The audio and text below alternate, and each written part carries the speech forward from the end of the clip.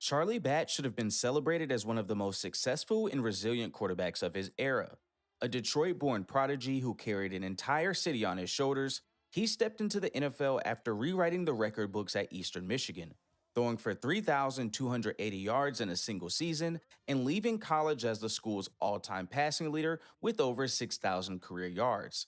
Numbers that demanded respect, numbers that should have earned him headlines, numbers no one wanted to talk about because Batch didn't come from a powerhouse program. He didn't fit the polished marketing image the NFL wanted, and he was a black quarterback walking into a league still reluctant to hand the keys of a franchise to men who looked like him. Yet in Detroit, he proved he belonged immediately. Throwing for 2,178 yards and 18 touchdowns as a rookie, leading the Lions to winning seasons when critics swore he wasn't ready. He won games he wasn't supposed to win. He outplayed quarterbacks drafted ahead of him. He earned the respect of teammates and the city that believed in him. But instead of building around him, the league pushed him aside. Detroit turned its back, the experts dismissed him, and history reduced him to the word they use when they want greatness to disappear: backup. How does a quarterback with real numbers, real leadership, and real victories get erased from the story of his era? And who decided Charlie Batch didn't deserve more? Charlie Batch didn't enter the NFL with hype, headlines, or the manufactured stardom that follows so many first round draft picks. He entered with doubt strapped to his back. Critics said he was too raw, too quiet, from too small of a school. The kind of quarterback the system expected to fade out long before he ever touched a professional field. But once again, Batch did what he always did. He shattered expectations with numbers that forced the league to look up from their scouting reports and swallow the truth. Detroit handed Batch the ball in 1998, and instead of crumbling under pressure, he delivered one of the most impressive rookie seasons in franchise history. He threw for 2,178 yards, 18 touchdowns, and just 9 interceptions, leading the Lions to a winning record in games he started, an achievement analysts conveniently ignore. He won battles against quarterbacks drafted higher and marketed harder. He outperformed names the league was desperate to crown.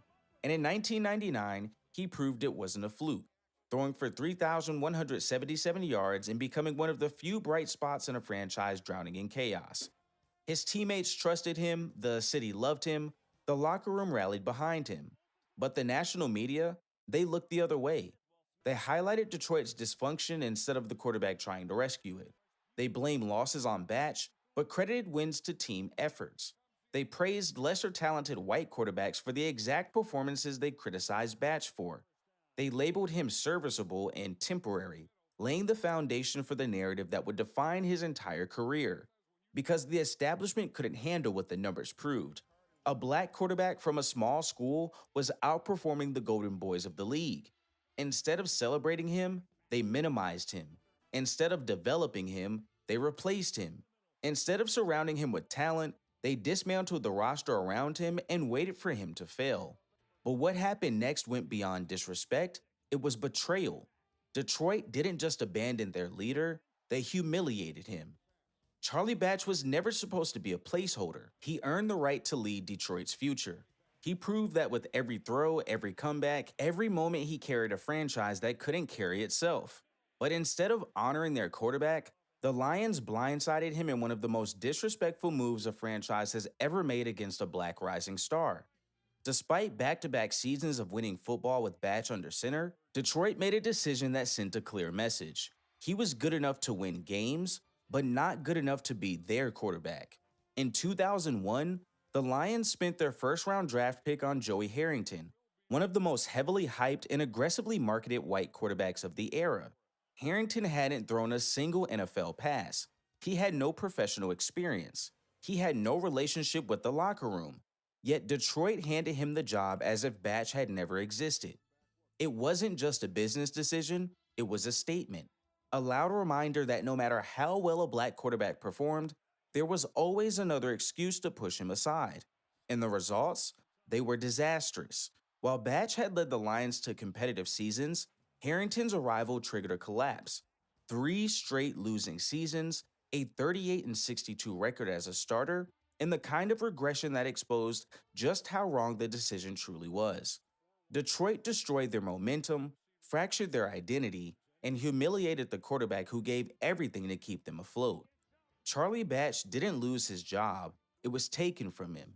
Not because he failed, but because they decided he was never meant to be the face of a franchise, no matter how much he earned it.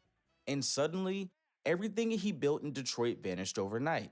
His opportunity was gone, his role was erased, and the rest of the league watched the Lions treat him like he was disposable.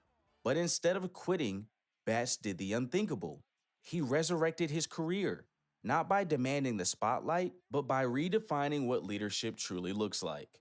When Detroit threw Charlie Batch away, the league expected him to disappear.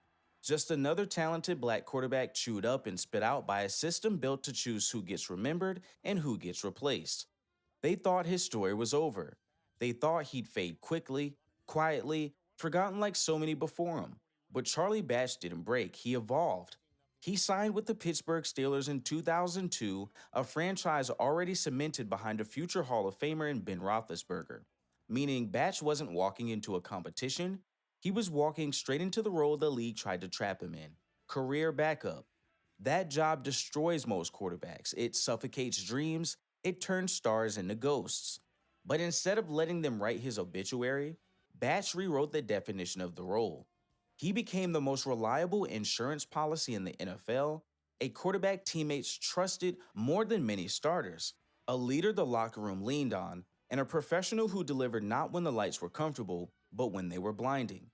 And whenever Pittsburgh called his number, Batch responded with performances that shattered the backup label the NFL tried to chain to his name. In 2006, he opened the season by throwing for 209 yards and 3 touchdowns in a blowout win, finishing the year with a 99.6 passer rating, numbers many starters couldn't reach. In 2010, with Roethlisberger suspended and the Steelers counted out, Batch turned back the clock, tossing 3 touchdowns against Tampa Bay and keeping the season alive when pressure was suffocating. He wasn't a placeholder, he was a lifeline. And every time he stepped onto the field, he embarrassed the system that decided he wasn't good enough. But his greatest impact wasn't measured in box scores, it was measured in respect. Because inside that building, players knew the truth. Charlie Batch was the heartbeat of the Steelers long before they lifted trophies. And yet, outside the city that loved him, the national narrative remained silent. No celebrations, no recognition, no acknowledgement that he outperformed and outlasted quarterbacks drafted to replace him. Why? Because admitting his greatness would mean admitting what the league tried to desperately hide. Championship teams aren't built on highlight reels, they're built on trust, leadership, and the men who glue a roster together when the world isn't watching. And in Pittsburgh, behind the flash, behind the headlines, behind the Hall of Fame quarterback under center, that man was Charlie Batch. He wasn't just a backup, he wasn't just insurance, he was the quiet architect of stability inside one of the NFL's greatest dynasties. Batch became the voice teammates listened to when pressure turned violent. He became the mentor young players sought out when their careers hung in the balance. He became the bridge between coaches and players, a stabilizing force in the locker room filled with personalities, egos, and expectation. When Roethlisberger fell, when injuries struck, when chaos erupted, Batch wasn't a name they whispered. He was the one they trusted. Even Mike Tomlin, one of the most respected coaches in NFL history, said Batch was the man who kept the franchise steady through turmoil, a leader whose impact extended far beyond the field. And every time Pittsburgh needed a miracle, Batch delivered. He helped keep the team afloat during seasons that could have collapsed, playing critical roles in runs that ended in 2 Super Bowl championships. His presence changed seasons. His influence changed careers. And yet, when history books discuss those Steelers teams, when analysts break down that era, when the NFL constructs its mythology of champions, Charlie Batch's name is barely mentioned. The narrative skips him, erases him, pretends he was just a footnote in someone else's story. They praise Roethlisberger, they glorify the defense, they celebrate the legacy. But they never acknowledge the leader behind the curtain, the quarterback who held everything together when the cameras weren't rolling. Because telling the truth would mean admitting something uncomfortable, that a black quarterback from a small school became the backbone of a dynasty in a league that never believed he deserved the chance to be a star. But Batch's fight wasn't only on the field. The moment that defined him most wasn't measured in yards, touchdowns, or trophies. It was measured in heartbreak. For all the pressure Charlie Batch survived on the field, nothing could prepare him for the pain he faced off of it. In the middle of his rise, just as his career demanded every ounce of strength he had left, Batch's world collapsed in a way no stat sheet could measure. His beloved younger sister Daniel was murdered, shot and killed in a senseless act of violence that shattered his family and threatened to break the core of who he was. Most players would have walked away. Most men would have collapsed under the weight. Most careers would have ended right there. But Batch didn't disappear. He didn't crumble. He turned tragedy into purpose. Instead of retreating, he built something powerful from the ashes. The Best of the Batch Foundation, launched in his sister's honor, a program that now serves thousands of children and families every year, providing education, mentorship, and community support in neighborhoods the world forgot. He transformed grief into leadership, heartbreak into impact, pain into legacy. And while other quarterbacks were celebrated for statistics, endorsement deals, and highlight reels, Batch was building something far greater, a legacy that outlived touchdowns. But the national media barely mentioned it. They never turned his story into a documentary, they never celebrated the man behind the helmet. They never acknowledged the strength it took to keep playing, keep fighting, keep leading. Because to recognize his greatness would mean admitting that the league had undervalued, underestimated, and mishandled a quarterback who proved them wrong at every stage. Batch wasn't just a survivor, he wasn't just a leader, he wasn't just a champion. He was a man who rose from a tragedy that would have destroyed anyone else, and the NFL still refused to give him the respect he earned. But what Batch accomplished next cemented his place in history and exposed just how wrong the narrative always was. Charlie Batch may never have been the face the NFL wanted, but he became something far more powerful, the face of what perseverance, leadership, and quiet greatness truly look like. While the league pushed flash and hype, Batch built longevity. While they crowned quarterbacks who couldn't survive pressure, Batch delivered when the season hung by a thread. And when the system tried to shrink him into the shadows, he lasted 15 seasons in the NFL, longer than most quarterbacks ever dream of, longer than many first rounders drafted ahead of him, longer than the men they swore they were better than. He retired with a record of 25-14 as a starter, two Super Bowl championships, and a reputation as one of the most respected leaders of his era. Not a backup, not a placeholder, a champion built through adversity. And the ultimate irony? The quarterbacks the league chose over him, the ones they marketed, protected, and invested in, many burned out. Many collapsed under expectations. Many became cautionary tales, but Charlie Batch endured. He became a blueprint for resilience, a symbol of what it means to outlast doubt, a reminder that greatness isn't always loud, and legends don't always need spotlight, they need the truth. Yet today, NFL history rarely speaks his name. Commentators overlook him, the stats bury him behind labels instead of impact. Because acknowledging Charlie Batch means acknowledging a story the system doesn't like to tell. A black quarterback from a small school outperformed the men they chose to replace him, and he did it with dignity, intelligence, leadership, and strength they never wanted to recognize. But here, right now, that silence ends. Today we speak his name. Today we restore what they tried to erase. Today, we honor a man who proved that success isn't defined by headlines, it's defined by the fight you refuse to lose. Charlie Batch didn't fail the NFL. The NFL failed him.